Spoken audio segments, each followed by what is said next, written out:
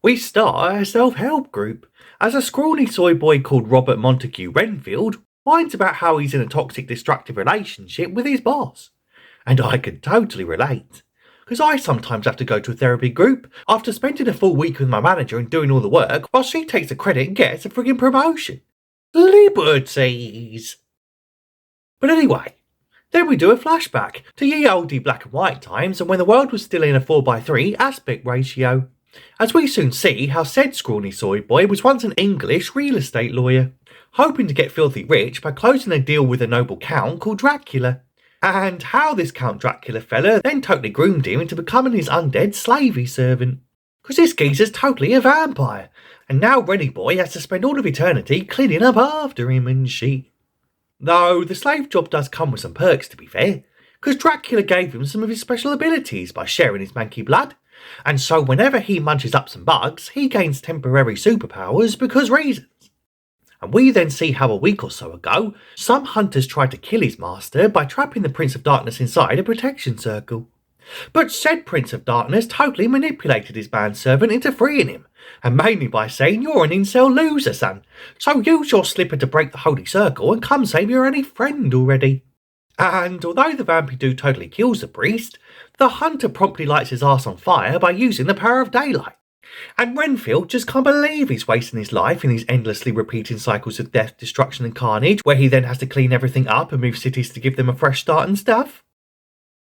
But anyway, now in New Orleans and the home of hoodoo voodoo, he's out trying to find fresh victims to nurse his master back to health. So whilst out at a local therapy group, he uses a member's stories to identify some naughty peeps what he can totally feed to his boss without feeling guilty about it. But as he tries to capture a trio of local drug dealers who have just stolen a stash of gear, a hitman tries to kill Ren after he took out his targets, and pussy-o drug boss Teddy Lobo gets the haircut of dodge after the bloke he sent in to kill the thieves got totally deaded by a scrawny soy boy what eats bugs. Elsewhere, an Asian traffic cop called Rebecca Quincy almost gets run over by Teddy, who still thinks he's being chased by that British bug boy. But she chases him down and arrests his ass for speeding, and also lobbing packs of coke at a paunchy partner.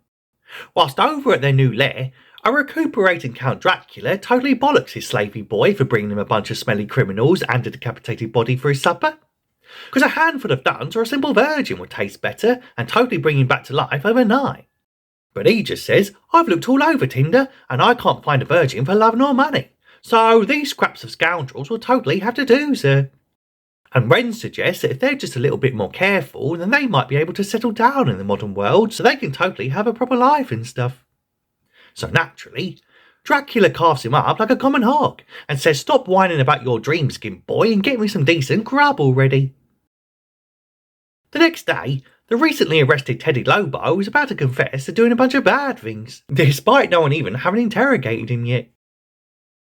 But the corrupt chief just lets him go, given his mummy is a powerful mob boss what totally runs the town and shit. And Rebecca then complains to her federal agent sister about how unfair it is that every time she catches a criminal they somehow end up getting away scot-free.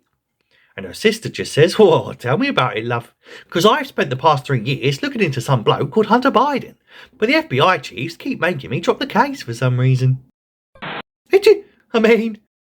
She says that although it's well sad that our honourable dad was totally murdered by Teddy's mum and her gang, that was ages ago now, so you should just move on and shut up about it already.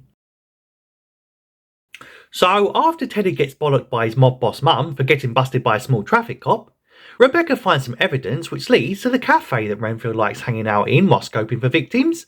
But unfortunately, a humiliated Teddy has totally followed said small traffic cop to the local cafe, who soon reveals that it was his gang who were the ones who whacked her daddy to death, and her Asian ass is going to be next. But luckily, Renfield gobbles up a passing fly which activates his superpowers, and he takes out Teddy's goons without even breaking a sweat.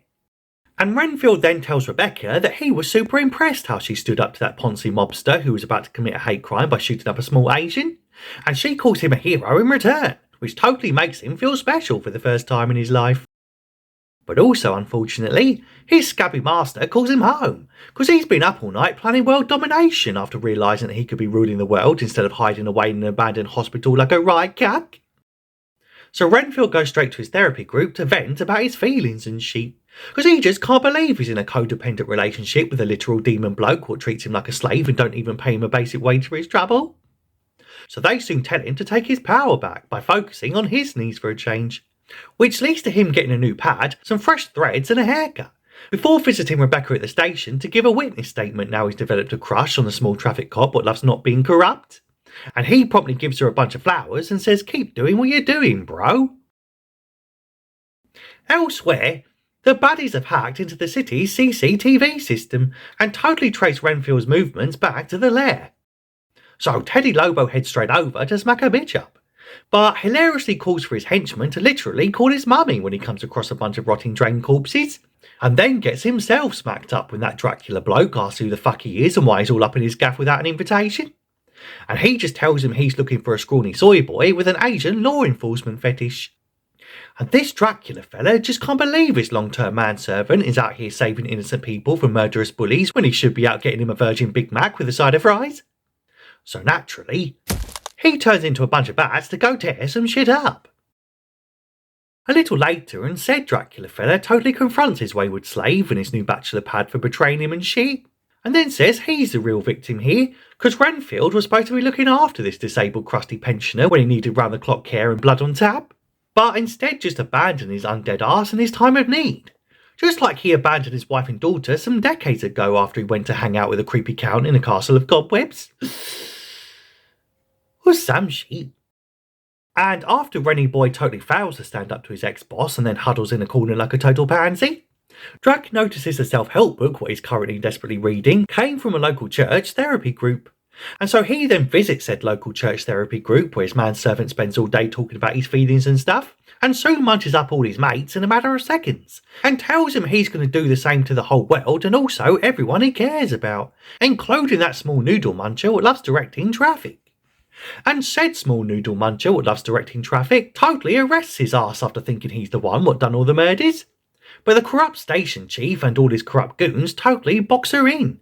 And Teddy's mobster mummy says she totally wants that scrawny soy boy given her son is missing and this fella might know a thing or two about it.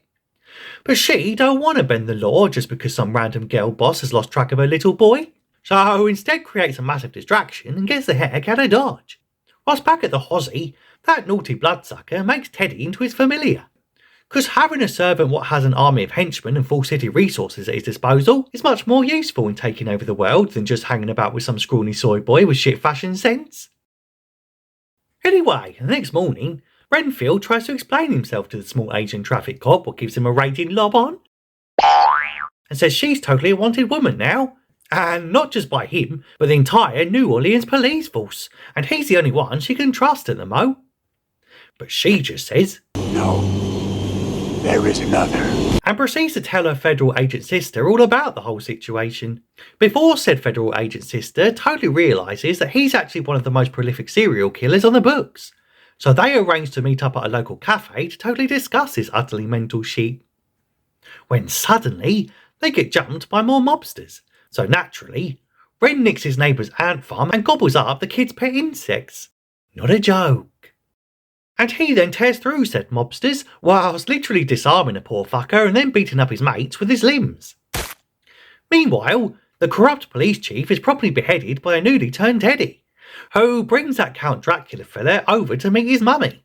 And before you can say, "I think Teddy's about to have a new daddy," we cut to the local cafe, where Ren shows his Asian crush a pic of his long-dead wife and kid, who he totally abandoned to go live with a bloodthirsty killer creature in a crusty castle. Nice. And after she's somehow pretty touched by this, she says he's not such a bad bloke after all, despite feeding thousands of human beings to a vicious vampiric monster for the best part of a century. Bruh. And after she phones up her sis, who's totally ghosted her, that mobster mummy answers the call, and says she's totally kidnapped her Asian relative because plot hurdle, bro. So Becky decides to go get her back, right fuckity now. But Renfield don't really want to go and face his old master what keeps smacking him up and hurting his feelings all the time. But she just says stop being such a pussyhole and get in a motor already. So they then get tooled up and stock up on bugs, guns and crucifixes, whilst also looking up how to make one of them protection circle things on www.lamemaskmagictricksforyou.com. And once at the Mob HQ, Teddy snorts a worm like a line of coke before a massive brawl breaks out, whilst Rebecca heads upstairs to confront that naughty mother what loves doing mobby things. But instead of giving her sister back, the mob mummy just flicks a switch and brings the curtains down, allowing that vampire bloke to meet her face to face, and who promptly tries to convince her to join him. Cause I guess having a small traffic cop on his side would totally let him take over the world much faster if he didn't have to sit in urban road congestion all day. But when that doesn't work, he brings in the corpse of her sister and says she can totally be brought back to life with his blood if she just agrees to friggin' join him already. Meanwhile, Renfield defeats his arch-Teddy nemesis and then heads upstairs to save Rebecca from herself, cause she's totally given in to Count Dracula's emotional blackmail to resurrect her last remaining relative in exchange for corrupting herself just like her station colleagues. But in a shocking twist what no one could ever see coming, turns out it was all just a phony fakey ruse to get close to him, so she could flick on that switch thing and raise the curtains. And speaking of, it looks like it's curtains for the Prince of Darkness, who seems to have the same skin condition as Michael Jackson. But unlike the deceased King of Pop, he turns into them bat things again and gets a heck out of Dodge, before they all reconvene down the hall, where Renfield finally succeeds in taking his power back, by remembering what the therapy group once said to him, and also by punching his elderly boss in the face a bunch of times. And Rebecca then manages to trap that corrupted Count in a mystical protection circle thing via a magical spell what she got from www.hoodoovoodooforyou.com. And after using his last words to hail Satan, Count Dracula gets whacked and then carved up like a common hog, before his remains are encased in cubes of concrete and dumped down a small drain like yesterday's turd. The mobster mummy then gets taken away in cuffs as Rebecca hugs her sister, who they've managed to revive off screen by keeping a batch of Dracky Boy's blood on the side. And they also revived the rest of his therapy group, given it was totally his fault that they all got killed when he led his murderous demon boss right to their door to get deaded. And we end with Renfield learning that he don't need no stinking abusive boss what don't respect him and just feeds him bugs all day. And he's totally over all his literal demons now that he's not codependent anymore, and can now get back to seducing that small traffic cop so they can have lots of half-Asian babies together and shit. And that's it. That's the movie. Though my favourite part was when that Renfield bloke kept gobbling up a bunch of bugs to gain superpowers and stuff. Which is totally unfair, because when I did that as a kid, I just got a massive tapeworm infection and spent 3 months in intensive care, son. But anyway, that's a plot and that's a lot, considering that bell thing, so you don't miss any future recaps. Tell me if you like this flick in the comments if you have time, and I'll see you in the next one.